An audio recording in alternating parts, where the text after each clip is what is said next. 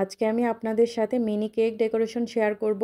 এই কেকটা আমি একটা ডিম দিয়ে 4 ইঞ্চি মোল্ডে বেক করে নিয়েছি। রুমের স্বাভাবিক তাপমাত্রায় পুরোপুরি ঠান্ডা করে নিয়ে এইটাকে আমি স্লাইস করে নিব। দেখেন কতটা স্পঞ্জি হয়েছে, দেখেই কিন্তু বোঝা যাচ্ছে। কেকটাকে আমি 2টা স্লাইসে কাট করে নিব, আর উপরের যে শক্ত অংশটা এটাকে কেটে আমি সরিয়ে নিব। তো বোর্ডটাকে আমি ক্লিন করে নিব। এখানে আমি ইউজ করা পুরাতন একটা বোর্ড নিয়েছি, এতে কিন্তু কোনোই সমস্যা হবে না, যেহেতু কেকটা ডেকোরেশন করার পর আমি বক্সে করে ডেলিভারি করে দিব। বোর্ডের উপর সামান্য একটু ক্রিম দিয়ে কেকের একটা স্লাইস বসিয়ে দিয়ে দিলাম পরিমাণ মতো সুগার সিরাপ। পাইপিং ব্যাগের মধ্যে আমি একটা নজেল নিয়েছি, আর নজেল দিয়ে আমি উপরে ক্রিম দিয়ে দিলাম। পরিমাণ মতো ক্রিম দিয়ে সমান করে নিয়ে কেকের আরেকটা স্লাইস বসিয়ে দিয়ে আবারও কিন্তু পাইপিং ব্যাগ দিয়ে অল্প একটু ক্রিম দিয়ে নিলাম। কেকটাকে ফুল ফিনিশিং করার আগে অবশ্যই কেকটাকে ক্রাম কোট করে নিতে হবে, আর ক্রাম কোট করার সময় যতটা পারা যায় কম ক্রিম দিয়ে ক্রাম কোটিং করে নেবেন, যেহেতু উপরে আবারও আমরা ক্রিম ইউজ করব। তো কেকটাকে আমি ক্রাম কোট করে ফ্রিজে রেখে দিয়েছিলাম কিছুক্ষণের জন্য। তার উপরে আমি সাদা হুইপড ক্রিম দিয়ে ফিনিশিং করে ফ্রিজে রেখে পুরোপুরি সেট করে নিয়েছি। তারপর প্যালেট নাইফের সাহায্যে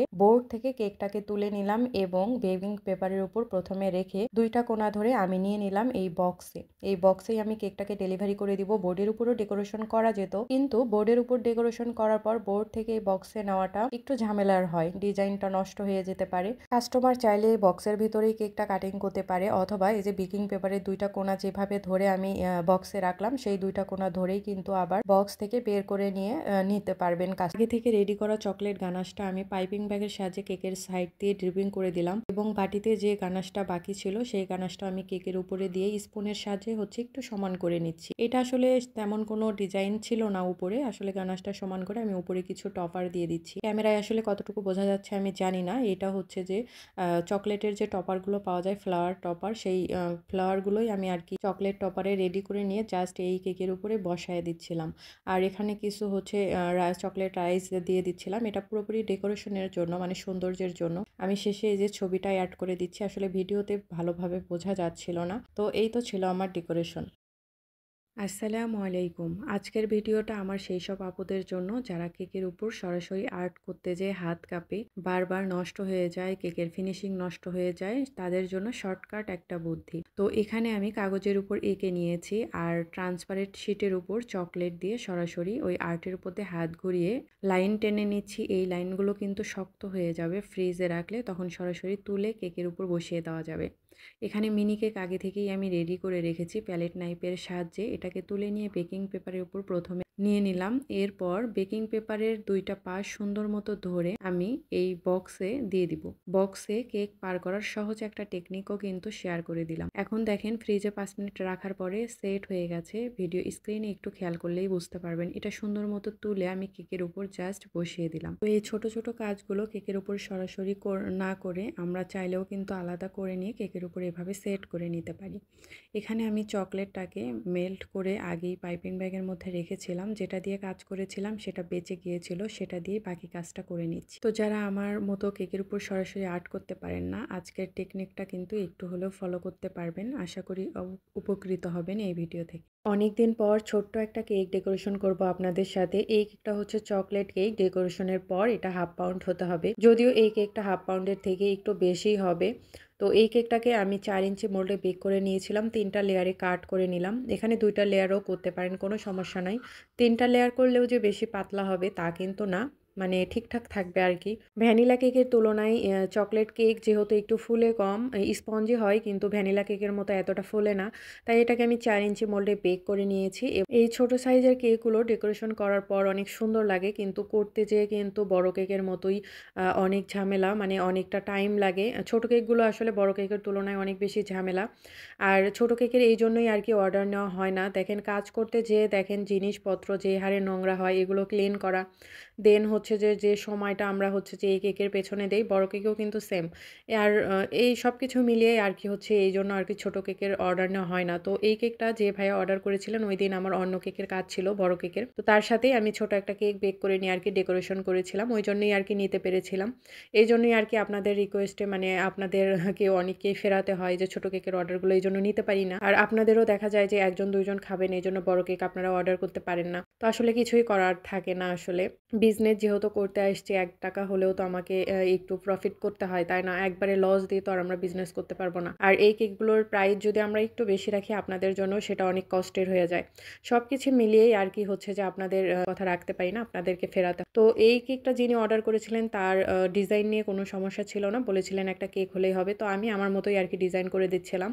তো এখানে চকলেট গানাশ দিয়ে আমি ট্রিপিং করে নিব। শীতের মধ্যে এই একটা সমস্যা, চকলেট গানাশ এই যে কেকের ক্রিমের উপর দেওয়া মাত্র, যেহেতু ক্রিম ঠান্ডা, চকলেট গানাশ ছড়ানোই যাচ্ছে না। আর আমার হাতেও যেহেতু সময় ছিল না, ডেকোরেশন করে সাথে সাথেই আমি চকলেট গানাশ ড্রিপিং করে দিচ্ছিলাম। উপরে যেহেতু গানাশটা আমি ঠিকঠাক ছড়াতে পারি না, এজন্য আর কি উপরে হচ্ছে আমি প্যালেট নাইফ দিয়ে একটা ডিজাইন করে দিয়ে সাইড দিয়ে আবার হচ্ছে পাইপিং ব্যাগের মাধ্যমে গানাশ দিতে ধরলাম, কিন্তু গানাশটা শুধু জমে যাচ্ছে। তো সমস্যা নাই, আমার এভাবেই কাজ চলে যাবে। আর এখানে আমি 2D নজেল দিয়ে হচ্ছে হালকা একটু বাঁকা প্রেস করে একটা ফুলের মতো করে দিচ্ছি, মানে চেরি ফুলের মতো। যদি তো আসলে ওই যে হাতে সময় নেই, আর এই ছোট কেকের উপরে বা অতই বা কি করব। তো আর কি কাস্টমার কেমন কি পছন্দ করে ওইটা যেহেতু আমি জানি, রিপিট কাস্টমার ছিলেন বড় ভাই, তো তাই আর কি আমি ওই তাদের পছন্দর মতোই করে দিচ্ছি, যদিও তারা বলে নাই। আর এখানে হচ্ছে যে আমার সবুজ কালার ক্রিম করাই ছিল, সেই ক্রিম দিয়ে হচ্ছে আমি জাস্ট পাতা করে দিচ্ছি, না হলে ফুলগুলো একদম দেখতে কেমন যেন লাগছিল আর কি, ফাঁকা ফাঁকা। এই কেকগুলো কিন্তু ডেকোরেশন করার পর সত্যি অনেক সুন্দর লাগে, কিন্তু করতে যে একটু ঝামেলা হয়। তুলনামূলক বড় কেকেই দেখা যায় যে সময়টা কম লাগে। আর নিচে হচ্ছে যে আমি ফাঁকা লাগছিল যেহেতু, এই জন্য আর কি চকলেট ক্রিম দিয়ে ডেকোরেশন করে দিলাম। হচ্ছে পাতা নজেল দিয়ে এই ডিজাইনটা করতে পারবেন। তারপরে এই তো কেক ডেকোরেশন হয়ে গেলে উপরে আমি অফ স্ক্রিনে নাম লিখে নিয়েছি। অনেকেই প্রশ্ন করে থাকেন যে আপু আপনি কিভাবে নর্মাল পেপার দিয়ে ফায়ারবার্ন কেক রেডি করেন, তো তাদের জন্য আজকের এই ভিডিও। তো কেকটা রেডি করার জন্য এখানে প্রথমে আমি 5 ইঞ্চি মোল্ডে কেক বেক করে নিয়েছি এবং ঠান্ডা করার পর মোল্ড থেকে ডিমোল্ড করে নিচ্ছি। কেকটাকে এখন আমি 3টা লেয়ারে কাট করে নিব, কাট করে নিয়ে রেডি করে নিব। তো এই ভিডিওতে আমি আর বিস্তারিত দেখাবো না, যেহেতু পুরো কেক ডেকোরেশনের অনেক ভিডিও আমার পেজে আছে। পুরো দেখাতে গেলে ভিডিওটা অনেক বড় হয়ে যাবে, তাই যতটুকু দরকার ততটুকুই দেখাবো। তো এখানে আমি হচ্ছে কেকের বোর্ডটাকে পরিষ্কার করে নিয়ে বোর্ডের উপর একটা লেয়ার দিয়ে এখানে পরিমাণ মতো ক্রিম এবং দিয়ে দিচ্ছি হোয়াইট চকলেট গানাশ। যারা বলেন যে কেকের টেস্ট কিভাবে বাড়াবো, টেস্ট বাড়াতে চাইলে কিন্তু কেকের মধ্যে আপনারা চকলেট গানাশটা ইউজ করতে পারবেন। তো কেকটাকে এখানে আমি ভালো মতো ফিনিশিং করে নিয়েছি। ওই যে প্রথমে বললাম পুরো ভিডিও দেখাতে গেলে ভিডিওটা অনেক বড় হয়ে যাবে, তাই আর দেখাইনি। ফিনিশিং করা, কিভাবে ফিনিশিং আনতে হয়, কিভাবে ক্রাম কোটিং করতে হয়, এই সব ডিটেলস ভিডিও কিন্তু আমার পেজে অনেক আছে। তো এখানে নিচে আমি স্টার নজেল দিয়ে বর্ডার ডিজাইন করে নিয়ে উপরে পিক বসিয়ে দিয়ে এখানে 6B নজেল দিয়ে আমি ডিজাইন করে নিচ্ছি। মানে ভেতরে যেহেতু এই টাইপের কেকগুলো ভেতরে সারপ্রাইজ কিছু থাকে আর উপরে ফায়ারবার্ন পেপার থাকে, তো সুগার পেপার বা যে কোনো ফায়ারবার্ন পেপার হাতের কাছে কিন্তু আমরা সহজে পাই না। তো এখানে এই জন্য আর কি নর্মাল যে বেকিং পেপারটা আছে সেটা দিয়েই আমি এই কেকটা রেডি করে নিব। এই পেপারগুলো আপনারা যে কোনো বেকিং শপ অথবা লাইব্রেরিতে পেয়ে যাবেন, অয়েল পেপার বললেই দিয়ে দিবে। তো এখানে আমি যে মোল্ডে কেকটা বেক করেছিলাম সেই মোল্ডের মাপে পেপারটা কাটিং করে নিয়ে জাস্ট কেকের উপর বসিয়ে দিয়ে এখানে আমি ডিজাইন করে দিচ্ছি ক্রিম দিয়ে। তো ক্রিম দিয়ে ডিজাইন করা হয়ে গেলে দেখেন এটা ফ্রিজেও রাখতে পারবেন এবং হচ্ছে সরাসরি এভাবে কাজ করে কাস্টমারকে ডেলিভারি করে দিতে পারবেন। যদি ফ্রিজে রাখতে চান তাহলে এখানে এই পেপারটা শুধু এক পার্ট না দিয়ে ডাবল পার্ট করে দিবেন। এই কেকটাকে 4 ইঞ্চি মোল্ডে আমি বেক করে নিয়েছি। এই কেকটা দিয়ে আমি জার কেক বানাবো। অনেকেই ভেবে থাকেন যে জার কেক হয়তো বা আমরা বেঁচে যাওয়া কেক থেকে করি। আসলে বেঁচে যাওয়া কেক বলতে কিছুই নাই, কারণ আমাদের প্রত্যেকটা কেক মেজারমেন্ট ফলো করে তৈরি করা হয়। তাই কোনো কেক থেকেই বেঁচে যাওয়ার কোনোই পসিবিলিটি থাকে না। তো যখন আমরা যে কেকটা রেডি করি বা যেই অর্ডারটা নেই সেই অনুসারেই আমরা কেক মেক করে তারপরে সেই কেকটা কিন্তু রেডি করি। তো এখানে আমি বড় কেকের সাথে ছোট একটা কেক বেক করে নিয়েছি, কারণ আমার একটা ছোট্ট জার কেকের অর্ডার ছিল। যদিও আমি এই ছোট ছোট অর্ডারগুলো নেই না, কারণ এগুলো অনেক বেশি টাইম লাগে করতে। আর বড় কেকের সাথে যদি 2-1টা অর্ডার ওভাবে মিলে যায় তখন আর কি নেওয়া হয়। তো এই কেকটা যেদিন অর্ডার ছিল সেদিন সাথে 2টা বড় কেকের অর্ডার ছিল আর সাথে ছোট্ট কেকটা আমি করে নিয়েছি। কেকটাকে এভাবে আপনারা কাট করে নিতে পারেন বা টুকরো টুকরো করে নিতে পারেন, দুভাবেই আমি করে নিয়েছি। আর এখানে আমি নিয়েছি জার কেকে যে রেডি করার যে বক্সগুলো হয় সেই বক্স। এটা গ্লাসের মতো, গ্লাস জার বলে, যে কোনো দোকানেই আপনারা 6 থেকে 7 টাকায় কিনতে পাবেন। এখানে আপনারা 4টা লেয়ার করতে পারেন বা 3টা লেয়ার করতে পারেন, সুবিধা মতো এখানে লেয়ারিং করে নিতে হবে। কেক দিতে হবে, সুগার সিরাপ দিতে হবে, যেহেতু স্পঞ্জ কেক অবশ্যই সুগার সিরাপ দিতে হবে। ক্রিম দিতে হবে পরিমাণ মতো। ক্রিম ছাড়া কিন্তু স্পঞ্জ কেক খেতে একদমই ভালো লাগে না। এখানে আমি লেয়ারগুলো সাজিয়ে নিয়ে উপরে ডিজাইন করে নিব। তো আমি একটু শেড কালার চাচ্ছিলাম। এইজন্য পাইপিং ব্যাগের মধ্যেই সরাসরি আমি শেড কালার করে নিব।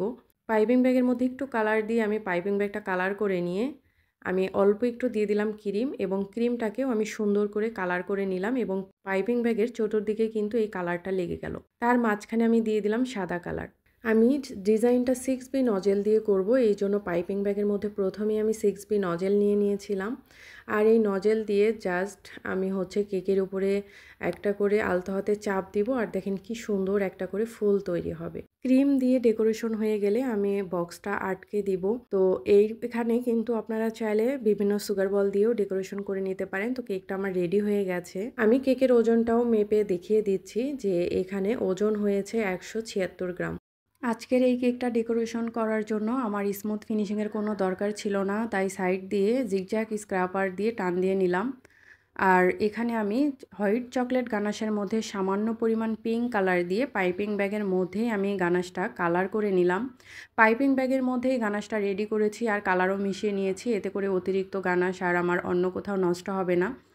তো যতটুকু লাগবে আমি এখানে সরাসরি কেকের মধ্যে দিয়ে দিলাম, দিয়ে একটু উপরে সমান করে নিয়ে স্ক্র্যাপার দিয়ে সাইডটা টান দিয়ে দিলাম। তারপর আবারও আমি উপরে একটু গানাশ ড্রিপিং করে দিব যেন দেখতে আরও বেশি ভালো লাগে, বেঁচে গেছে যতটুকু গানাশ।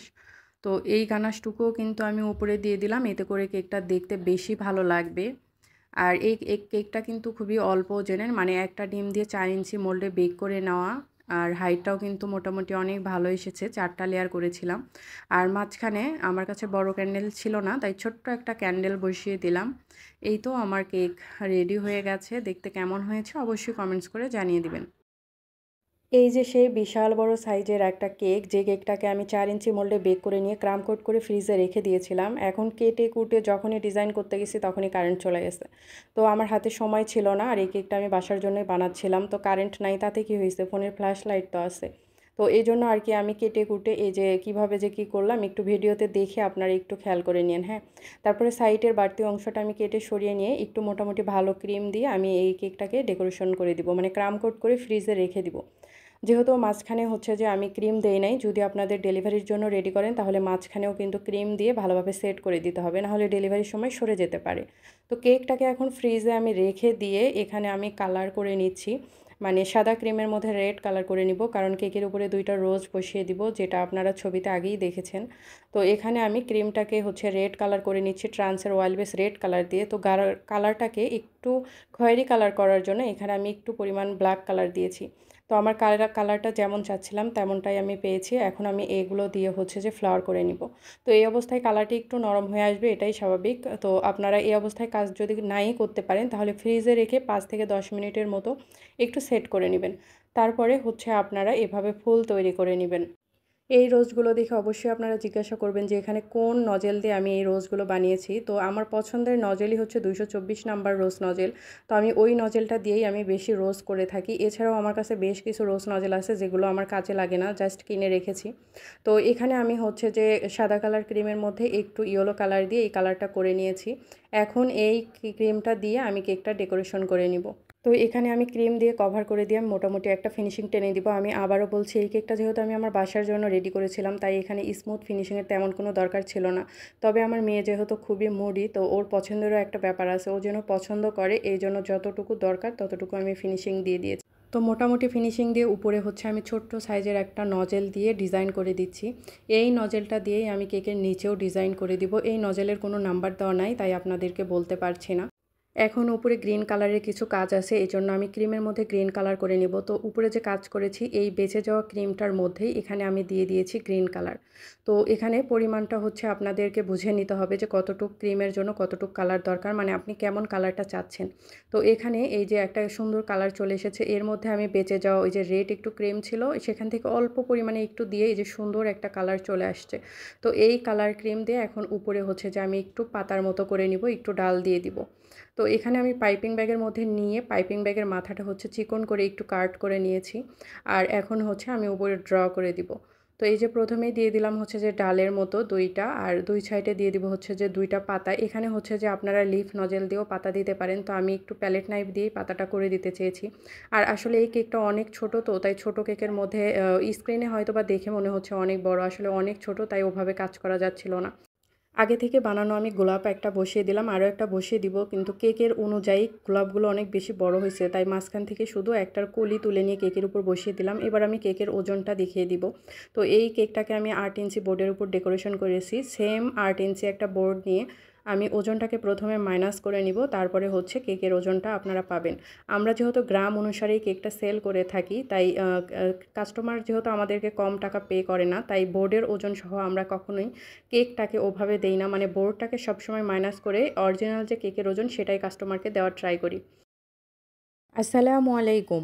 আজকে আমি আপনাদের সাথে মিনি কেক ডেকোরেশন শেয়ার করব। এই কেকটা আমি একটা ডিম দিয়ে 4 ইঞ্চি মোল্ডে বেক করে নিয়েছি। রুমের স্বাভাবিক তাপমাত্রায় পুরোপুরি ঠান্ডা করে নিয়ে এইটাকে আমি স্লাইস করে নিব। দেখেন কতটা স্পঞ্জি হয়েছে, দেখেই কিন্তু বোঝা যাচ্ছে। কেকটাকে আমি 2টা স্লাইসে কাট করে নিব, আর উপরের যে শক্ত অংশটা এটাকে কেটে আমি সরিয়ে নিব। তো বোর্ডটাকে আমি ক্লিন করে নিব। এখানে আমি ইউজ করা পুরাতন একটা বোর্ড নিয়েছি, এতে কিন্তু কোনোই সমস্যা হবে না, যেহেতু কেকটা ডেকোরেশন করার পর আমি বক্সে করে ডেলিভারি করে দিব। বোর্ডের উপর সামান্য একটু ক্রিম দিয়ে কেকের একটা স্লাইস বসিয়ে দিয়ে দিলাম পরিমাণ মতো সুগার সিরাপ। পাইপিং ব্যাগের মধ্যে আমি একটা নজেল নিয়েছি, আর নজেল দিয়ে আমি উপরে ক্রিম দিয়ে দিলাম। পরিমাণ মতো ক্রিম দিয়ে সমান করে নিয়ে কেকের আরেকটা স্লাইস বসিয়ে দিয়ে আবারও কিন্তু পাইপিং ব্যাগ দিয়ে অল্প একটু ক্রিম দিয়ে নিলাম। কেকটাকে ফুল ফিনিশিং করার আগে অবশ্যই কেকটাকে ক্রাম কোট করে নিতে হবে, আর ক্রাম কোট করার সময় যতটা পারা যায় কম ক্রিম দিয়ে ক্রাম কোটিং করে নেবেন, যেহেতু উপরে আবারও আমরা ক্রিম ইউজ করব। তো কেকটাকে আমি ক্রাম কোট করে ফ্রিজে রেখে দিয়েছিলাম কিছুক্ষণের জন্য। তার উপরে আমি হুইপড ক্রিমের মধ্যে সামান্য একটু অরেঞ্জ ফুড কালার দিয়ে একটা অরেঞ্জ টাইপের কালার নিয়ে এসেছি, সেই কালার দিয়ে আমি কেকটা ডেকোরেশন করে দিচ্ছি। প্যালেট নাইফ দিয়ে প্রথমেই কেকের উপরে একটু সমান করে নিয়ে পরে সাইডটাকে ভালোভাবে সমান করে নিব। ভালোভাবে সাইডটাকে ফিনিশিং করা হয়ে গেলে উপরে আমি ফিনিশিং দিয়ে নিব। যতবার প্যালেট নাইফটা টান দিব ততবার প্যালেট নাইফটাকে মুছে ক্লিন করে নিব, তাহলেই দেখবেন সুন্দর স্মুথ ফিনিশিং চলে আসছে। আর উপরে আমি কিছু ফুল করে দিব রোজ নজেলের সাহায্যে। এই জন্য আমি ছোট্ট একটা নজেল দিয়ে কিন্তু মার্ক করে নিলাম কোথায় কোথায় ফুল করে দিব। এটা অপশনাল, চাইলে করে নিতে পারেন, না চাইলে না করলেও সমস্যা নাই। উপরে যে ফ্লাওয়ারটা করে দিচ্ছি এইটার নজেল নাম্বার ছিল 224 নাম্বার রোজ নজেল। আমার অনেক পছন্দের নজেলের মধ্যে এইটা একটা নজেল। এই নজেল দিয়ে অনেক রকমের ফুল করা যায়। আমি কিছুটা ফুল করে দিলাম, দিয়ে এই কেকটাকে আমি কিভাবে বেন্টো বক্সে নিয়ে নিব সেটাই আপনাদের সাথে শেয়ার করব। তো আমি প্রথমেই বক্স এবং নিচে হচ্ছে বেকিং পেপার নিয়ে নিলাম। বেকিং পেপারের উপর প্যালেট নাইফ দিয়ে কেকটাকে কিভাবে পার করলাম একটু খেয়াল করলে ভিডিওতে তাহলেই কিন্তু আপনারা সুন্দর মতো বুঝে নিতে পারবেন। তো কেকটাকে আমি বক্সে নিয়ে তার উপরে আমি কিছু সুগার বল দিয়ে দিলাম। তো ডিজাইনটা কেমন হয়েছে অবশ্যই কিন্তু আপনারা কমেন্টস করে জানাবেন। সবাইকে অনেক অনেক ধন্যবাদ। ভালো থাকবেন। আল্লাহ হাফেজ। ট্রেন্ডিংয়ে থাকা এই ভিডিওটা আমি আপলোড করার পর আপনারা অনেক বেশি পছন্দ করেছিলেন, যেখানে অনেক বেশি প্রশ্ন এসেছিল যে আপু আপনি এই কেকগুলো কত ইঞ্চি মোল্ডে বেক করেছেন।